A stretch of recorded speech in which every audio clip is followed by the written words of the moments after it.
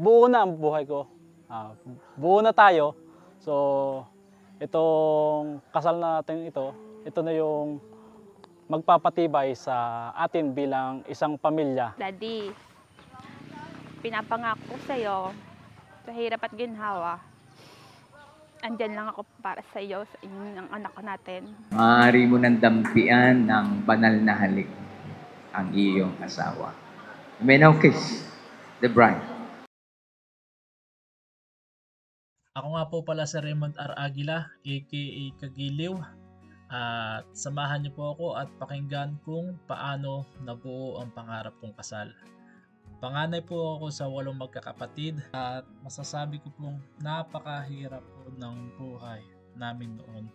Meron nga po tayong kasabihan na isang kahig, isang tuka. Ang katotohanan po sa buhay namin noon ay 5 kahig bago po kami makatuka. Maaga po nagkasakit noon si Papa, kaya naman po bata pa lamang po ako ay katulong na niya ako sa mga gawain sa bukid.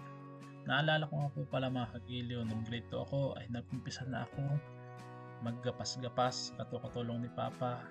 At grade 3, grade 4 nag-start na akong maghakot ng mga palay. Grade 4 nag-hand tractor na po ako. Naalala ko nga po pala mga kagiliw, sa sobrang hirap ng buhay namin noon, meron kaming isang dakot na bigas at kung paano namin pagkakasyahin yun sa aming buong pamilya, ay lulugawin po namin yun para lamang po magkasya.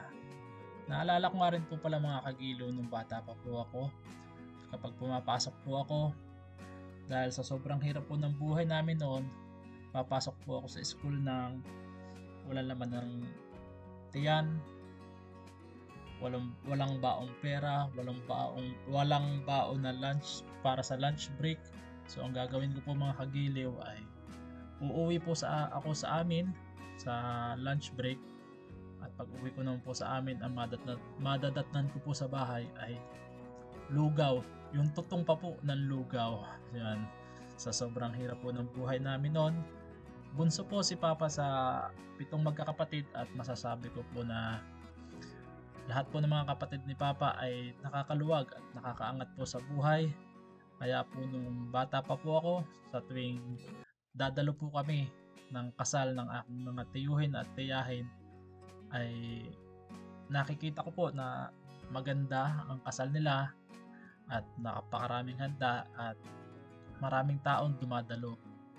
Kaya naman po, ng mga oras na yon, nung bata pa po ako, ay nangarap po ako na sana kapag ako naman po ang naikasal o ikinasal, ay sana makapagpakasal po ako ng katulad kung paano magpakasal ang aking mga tiyahin at tiyuhin.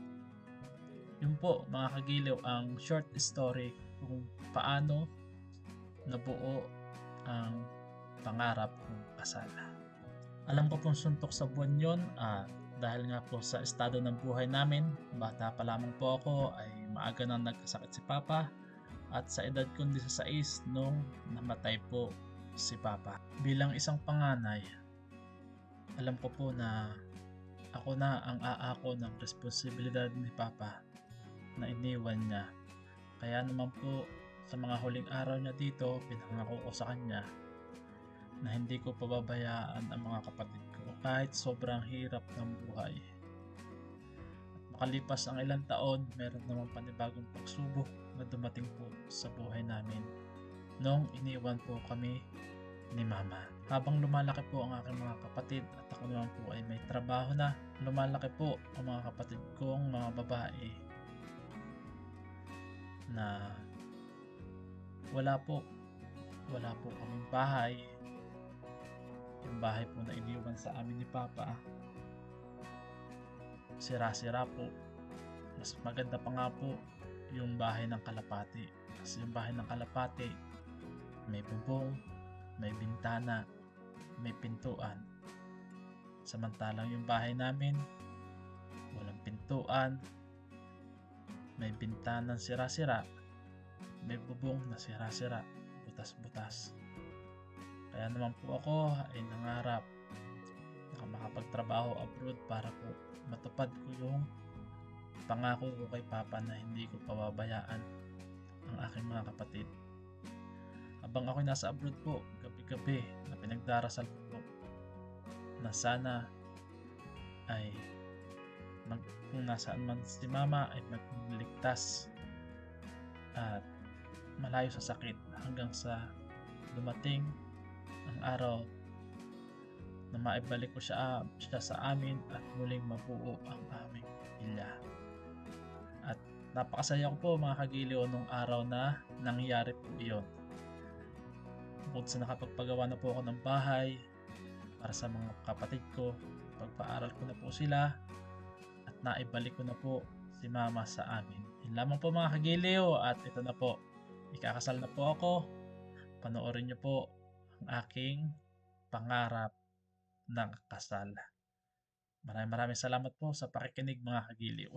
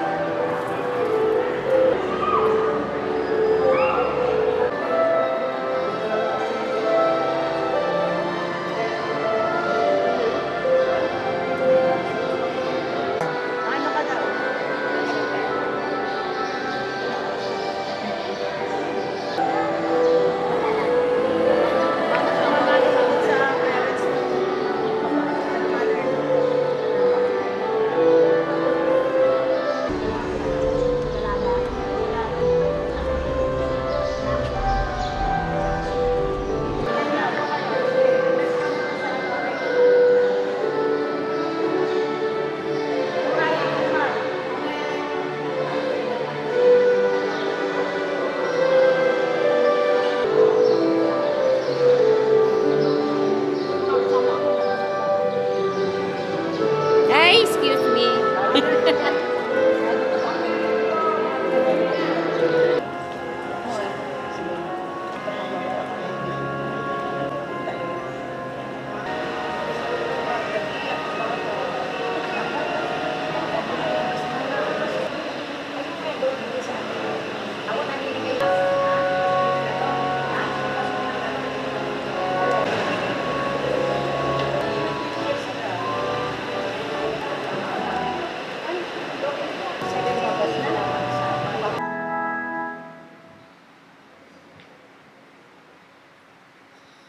Sumainyo ang Panginoon. At sumainyo rin.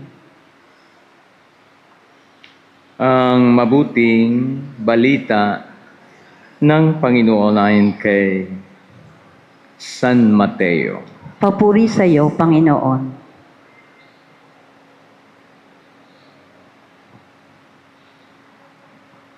Nung panahon yun may mga pariseyong lumapit kay Jesus at tinangkang siluin siya sa pamamagitan ng tanong na ito. Naayon ba sa kautusan na hiwalayan ng lalaki ang kanyang asawa sa kahit anong kadahilanan? Sumagot si Jesus, hindi pa ba ninyo nababasa sa kasulatan na sa pasimula ay nilalang sila ng may kapal, lalaki at babae? At sinabi, dahil dito, iiwan ng lalaki ang kanyang ama't ina at magsasama sila ng kanyang asawa at sila'y magiging isa, kaya't hindi na sila dalawa, kundi isa. Ang pinagsama ng Diyos ay huwag paghiwalayin ng tao. Ang mabuting balita ng Panginoon. Pinupuri ka namin, Panginoong Hesukristo. Ang lahat po ay magsiupo.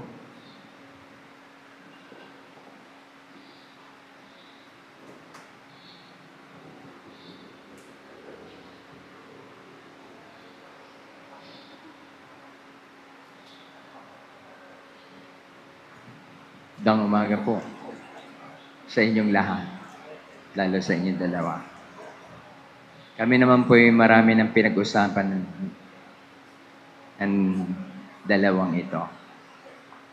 siguro naman ay okay na yun. Ano? Pero dahil ilan lang bagay para sa ating palaala ko pa rin bago kayo kasalin. At yun ang lagi ko sinabi sa panahon ngayon, napakahirap mabuhay na magkasama. Kasi ang ganda ng gown, tapos ang ganda ng suot, tapos susumpa dito, may lagay po kayong sing-sing dito, ginto pa. Ginto ba yan? Tapos susumpa kayo. Anong isusumpangan nyo? Anong isusumpa nyo dalawa? Na, alam nyo, magmamahalan daw sila ng, alam nyo yun, ano? Pero may end yun eh. Sa ngalan ng Ama at ng Anak at ng Espiritu Santo. Alam nyo yun. Nasa harap ng altar. No, may saksi kayo, no? Ang ganda pa ng decoration, talagang sa maraming handa. Dami ko na akong kinasalan gano'n. Ang dami na rin ng hiwalay. Dami na akong hiwalay ngayon. Pinakamahirap po ngayong ministry, ayun, ministry to fail marriages. Don't know. Pero yun lang yung gusto ko ipalaana. Pag pa ba kayo ay umasa sa Diyos, mabibigo ba kayo? Mabigo kaya kayo pag kayo umasa sa Diyos? Sigurado. Hindi raw. So, yun lang po ang ibibiling ko sa inyo. Meron kayong Biblia dito. Sa mga, gawin po nyong matibay yung presensya ng Diyos sa inyong buhay. Kasi pag wala ang Diyos, alam naman natin, wala tayong magagawa. Kung gusto nyo maging matatag, maging malakas, maging matapang, maging marangal, maging matibay, lalo sa pananagutan, yun po yung mga kabanalan eh. And God must be within you. So make God present in your life. Bible, magbasa po kayo. Hindi totoo ang Katoliko ay walang Biblia. Marami tayo. May Biblia tayo. Binabasa dito. At ang sabi doon sa ibang kabanata, sa isang kabanata ni San Mateo, matibay ang pundasyon ng buhay, lalo kung kayo mag-aasawa, kung nakikinig sa salita at ginagawa. So, pag nilayan ninyo, paniwalaan ninyo, pagdasalan ninyo, at isabuhay nyo. Ang kasunod kasi nun, ibabahagi yun na yun. No? That is making God present in your life. Read, reflect, live. The Bible. Sakramento tayo, mga Katoliko. Gusto niyo malakas kayo, food. Kaya yung pagkain, Eucharistia. Eat. Body and blood. Kainin po ninyo yan. Linggo-linggo po yan. Be with the community. Gusto niyo nung malakas, matatag, suportahan tayo. Sumama kayo sa pamilya ng Diyos. Live with the community every Sunday. Serve the community and love your community. Eat together with the community. Eucharistia po yan. Tayo naging na mahina tayo, madaling matukso. Kahit tayo templo ng Espiritu Santo, malimit, mas nangingibabaw ang pagkatao at ang pagkatao ay mahina, marupok, sabi ni Rico J. sa kanyang kanta. No. Pero tayo merong pagkakataong bumalik sa Diyos. Reconcile, admit, accept, and change. Ang kahinaan. Sakramento yun ang kumpisan. Pag po kayo nabuhay dyan, tapat sa Diyos, kasama nyo ang Diyos, ako maniniwala, magtatagumpay tayo. Sa mga Katoliko ngayon, ang problema po ng isang pamilya ay yung kultura ng kabanalan na dapat buhay na ipinapasa. Hindi nararanasan, lalo yung sacramental life. Pag sinabi ninyo kanina, katulad na sa unang panalangin, kayo ay larawan ng pag-ibig ng Diyos. Kayong mag-asawa. So you must be. Pag kayo'y nakita sa sambayanan, ang nakikita nila, si Kristo. Larawan kayo ng pag-ibig ng Diyos. Magmahalan kayo ng totoo, tapat ang pag-ibig ng Diyos, hanggang kamatayan, do it. Yan ay nag-aalay ng sarili, be one. Sabi ko sa inyo, maging isa kayo. Magtatagumpay kayo, at yan ay magiging sakramento. So if it is true, that you live in the that God lives in you and Christ lives in you, you become the sacrament of Christ. Kayo ang nagpapatunay na totoo buhay si Kristo sa buhay niyo. Palagay ko hindi kayo mabibigo. Di ba?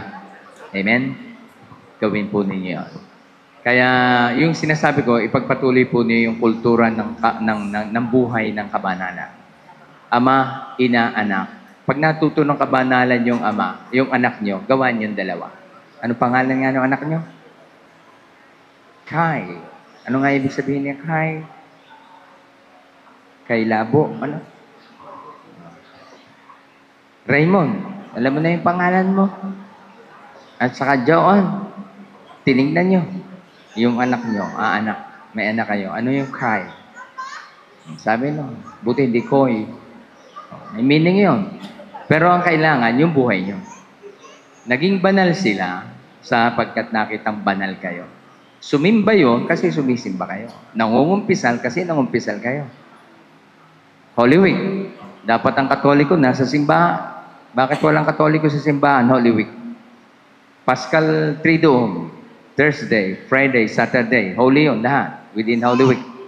Dapat ang isang Katoliko nasa simbahan. Bakit wala? Ewan ko po kung kayo yung mga Katoliko. No. Bakit wala sa simbahan ang Katoliko sa pinakamahalagang moment of our faith? Nandoon. Lalo na yung Friday and Saturday.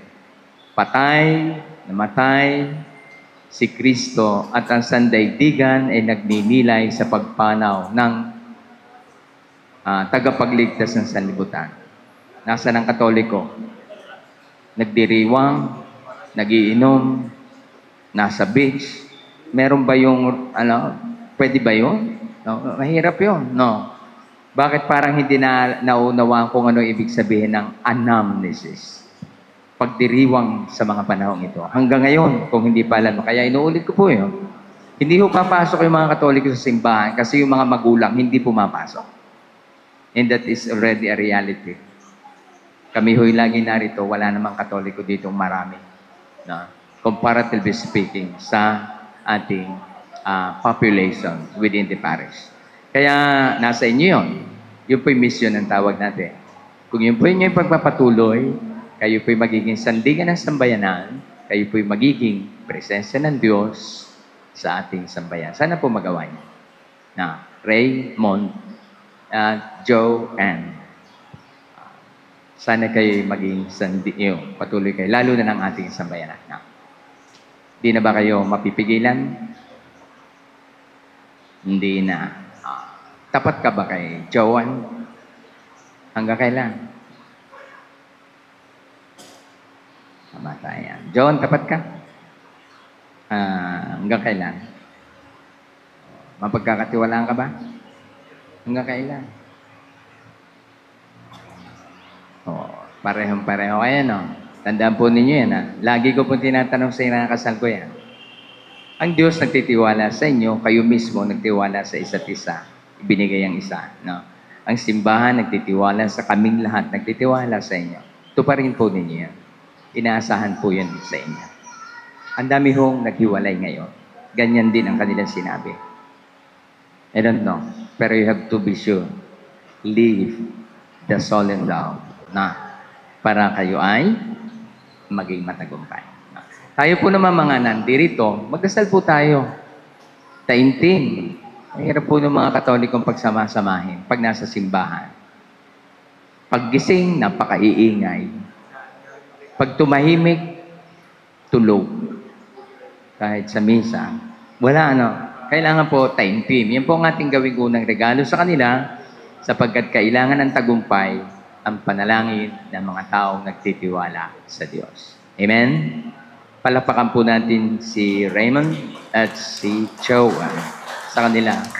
At ating pong gagawin ang pagtitipan. Joanne, bukal ba sa iyong loob ang iyong pagparito upang makaisang dibdib si Raymond na iyong pakamamahalin at paglilingkuran habang buhay? Yes, Father. Raymond, bukal ba sa iyong loob ang iyong pagparito upang makaisang dibdib si Joanne na iyong pakamamahalin at paglilingkuran habang buhay. Yes, Father. Kayo man dalawa ay nakahandang gumanap sa inyong pananagutan sa ating simbahan at sa ating bayan na umaasang inyong aalagaan ng mga anak na ipinagkaloob na at ipagkakaloob pa ng ating Panginoon upang sila'y palakihin nyo bilang mabubuting mamamayang Kristiyano. Yes, Father. Yes, Father. Sa harap ng Diyos at ang kanyang sambayanan, maghawak kamay kayo. Joanne, sumasangayon ka ba na maging asawa si Raymond na naririto ngayon na ninsunod sa mga batas at alituntunin ng ating banal na simbahan? Yes, Father. Buong puso mo ang pagkakaloob mo sa kanya na iyong sarili bilang kanyang asawa. Yes, Father. Nakalaan ka bang balikatin sa piling niyang pananagutan ng buhay may asawa? Yes, Father. Raymond, sumasangayon ka ba na maging asawa si Joanne na naririto ngayon na linsunod sa mga batas sa talituntunin ng ating banal na simbahan? Yes, Father. Buong puso bang pagkakaloob mo sa kanya yung sarili bilang kanyang asawa? Yes, Father. Nakalaan ka bang balikatin sa piling niyang pananagutan ng buhay may asawa? Yes, Father.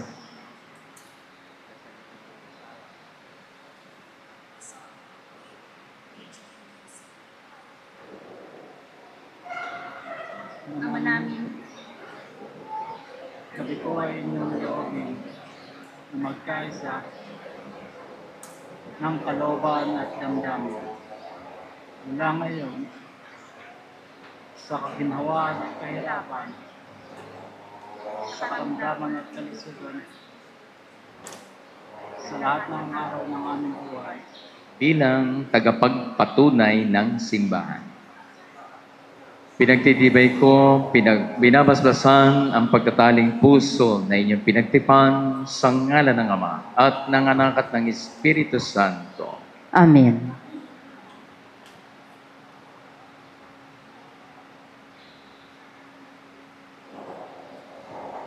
Atin pong babasbasan ang mga aras at mga singsing.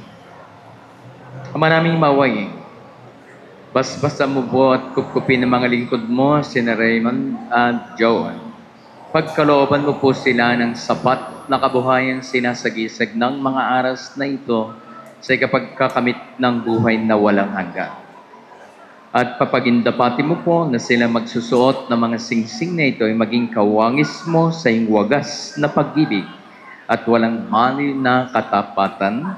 Iniluluhog namin ito sa pamamagitan ni Jesucristo kasama ng Espiritu Santo magpasawalang hanggan. Amen. Ang Bibliang ito naway magkamit rin ng pagbabasbas na magiging kanilang sandigan ng pagsasama at presensya ng Diyos sa kanilang buhay, Ama, Anak at Espiritu Santo. Amen.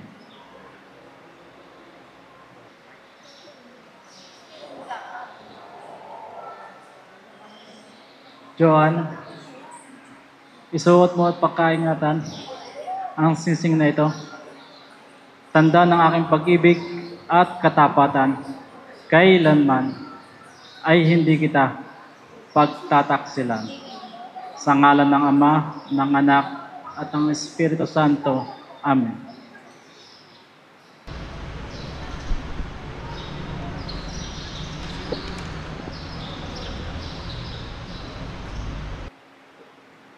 Raymond, isuot mo at pakaingatan ang singsing na ito. Tanda ng aking pag-ibig at katapatan. Kailanman ay hindi kita pagtataksilan. Sa ngalan ng Ama, ng Anak, at ng Espiritu Santo. Amen.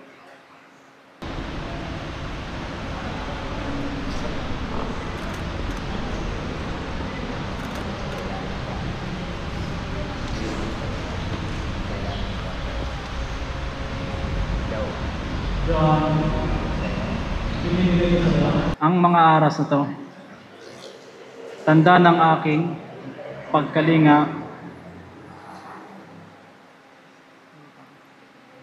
sa kapakanan mo at ng ating mga anak.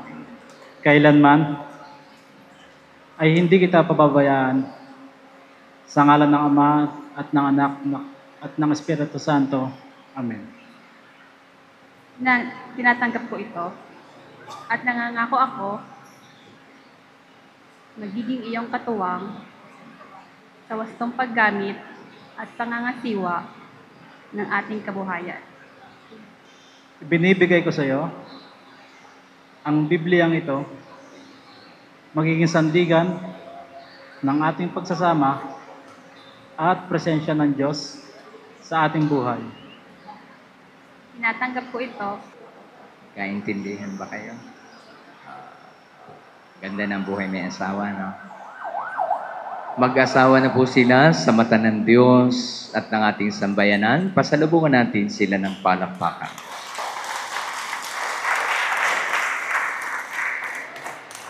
Maaari mo nang dampian ng banal na halik ang iyong asawa. You may now kiss the bride.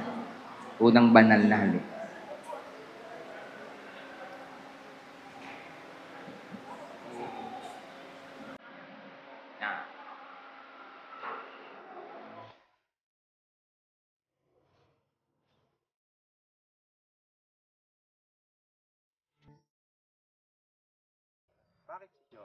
Si Joan, kasi si Joan, siya yung, kumbaga, siya yung bumuo ng buhay ko.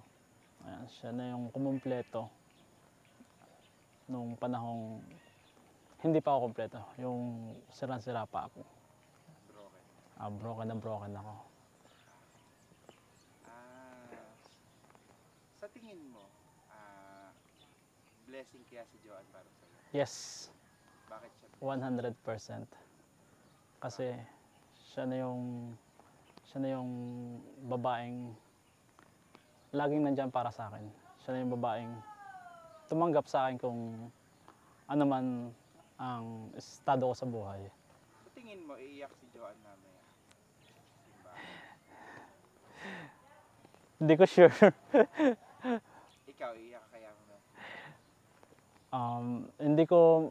Hindi ko masasabi, pero yung emosyon ko hindi ko alam kung kailan sasabog, kung kailan.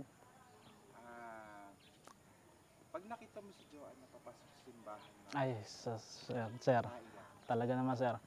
Yung pinaplano pa lang namin magpakasal at lagi kong na-imagine, nabivisual na yung pagpasok niya sa simbahan kung yung papalapit siya sa akin is lagi kong nai-imagine araw-araw.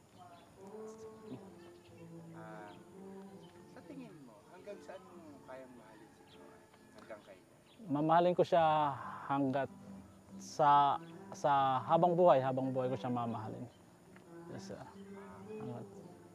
Ano yung, last question para kay Joan, ano yung mga katangayan ni Joan na talaga namang nagustuhan mo? Si Joan, Ito na yung papakasalan mo. yes sir, si Joan ay nakita ko sa kanya na kahit simpleng buhay lang is talagang okay na okay sa kanya.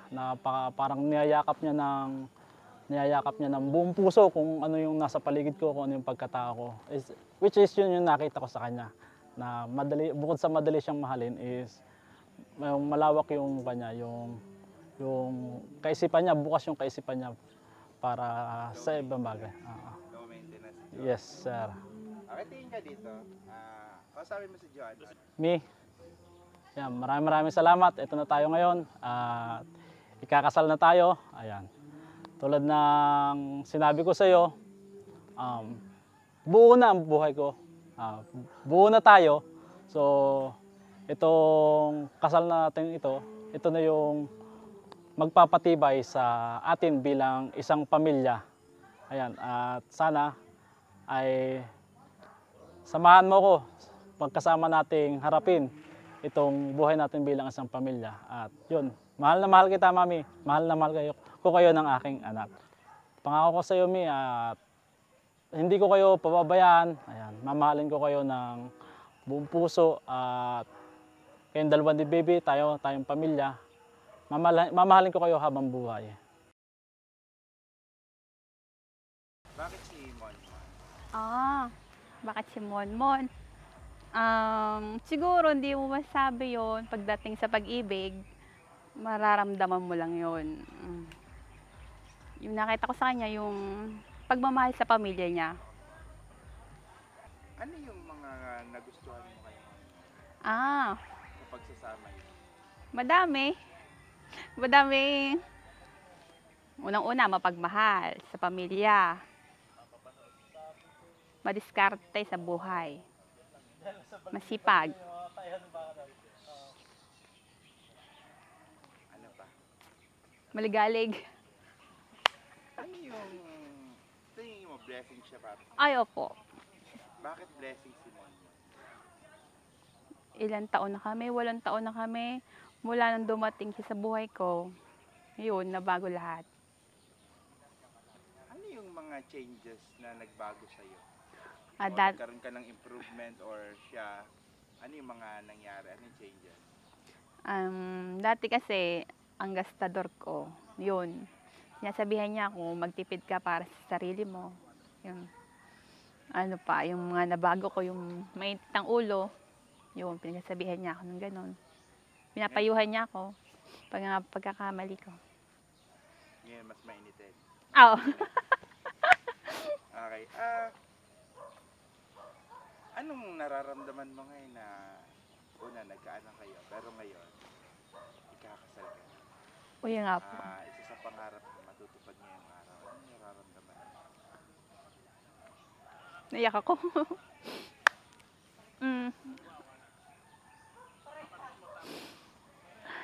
Ano, worth it lahat yung mga pinagdaanan namin. Masaya na lahat ng sakripisyo. Ito na kami para mag-uumpisa ng panibagong yugto ng buhay. Ano kayang mararamdaman mo mamaya na maglalakad ka sa aisle ng simbahan? Makikita mo si Mon mo nasa unahan na iyakan. Siguro sabihin ko, nararamdaman ko ay hindi ko mapaliwanag eh. Excited, masaya, kinakabahan. Ano yung mga sa tingin mo hanggang saan mo kayang mahalin si Mon hanggang kayo? Habang buhay. Habang ako nabubuhay. Kaya ko siyang mahalin. Daddy, salamat. Binigyan mo ako ng isang munting monmon na nagpapasaya sa atin. Walang makakatumbas ng pagkakaroon ng isang anak. Salamat kasi nandiyan ka sa mga oras na kailangan ka namin ni baby. Malayo ka man, pero pinaparamdam mo pa rin.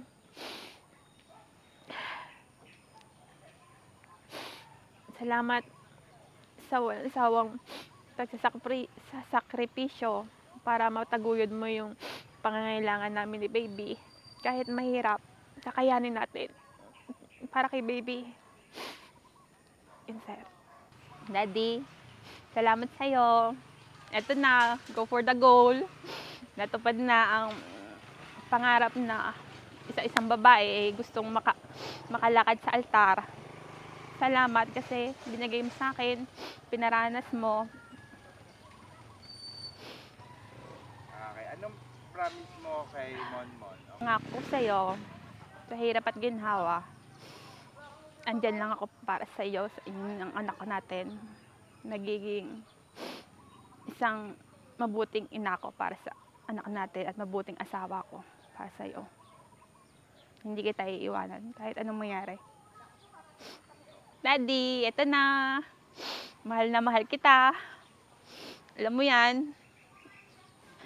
Kita-kits na lang mamaya sa simbahan. Akin ka na.